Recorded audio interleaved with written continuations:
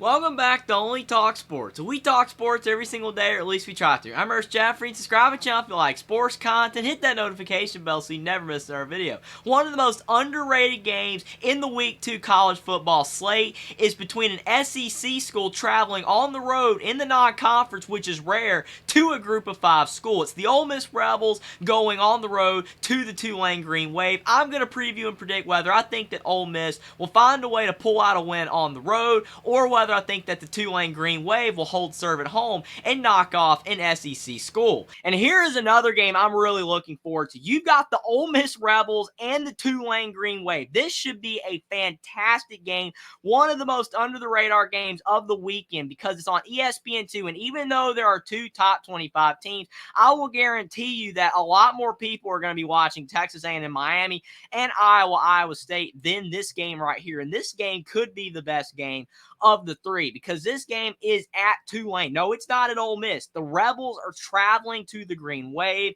and Tulane, they do not have Tyjae Spears anymore. That is a massive loss. If they had Tyjae Spears, I might pick Tulane to win this game, but they've still got Michael Pratt back, and they looked really good against Southern Miss last week. They weren't earth-shattering, but they did have a solid performance against Kane Wommack's South Alabama Jaguars. But Ole Miss was great against Mercer. They left no mercy against Mercer, and I do feel like that the Rebels have more talent than Tulane by far because they are an SEC team. Tulane is a Group of 5, and I do think Jaxson Dart might just tear a hole in Tulane's defense. And Zakhari Franklin was great last week.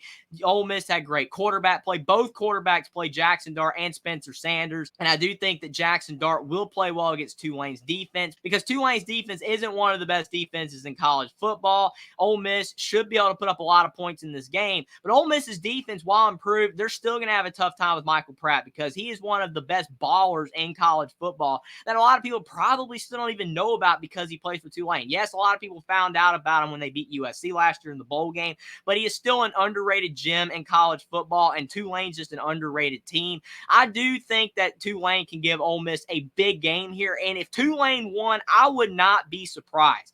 This is one of those games that if you pick Tulane as your massive upset one of the week, I would not blame you at all whatsoever. But if Ole Miss did not have Jaxson Dart and they didn't have Jaxson Dart playing as well as he did last week, and the way he looked with the maturity, granted it was against Mercer, I just feel like overall Ole Miss just has too much talent on that football field, and they are going to find a way to win at Tulane. It's going to be close, and Tulane's crowd is going to keep him in the game. Michael Pratt's going to keep him in the game. But Tyjae Spears not being at Tulane, to me, is just enough of a difference maker. Jaxson Dart is just going to run all over the yard. I got Ole Miss beating Tulane 38-31. I think this is going to be a great game, one of the best games of week 2. But I got the Ole Miss Rebels pulling out a win at a pesky Group of 5 school at Tulane. Subscribe to the channel if you like sports content. Like this video down below. Comment down below whether you think that Ole Miss or Tulane will win this top 25 non-conference matchup and why. Follow me on Twitter as well. Link is in the description, and I will see you next time.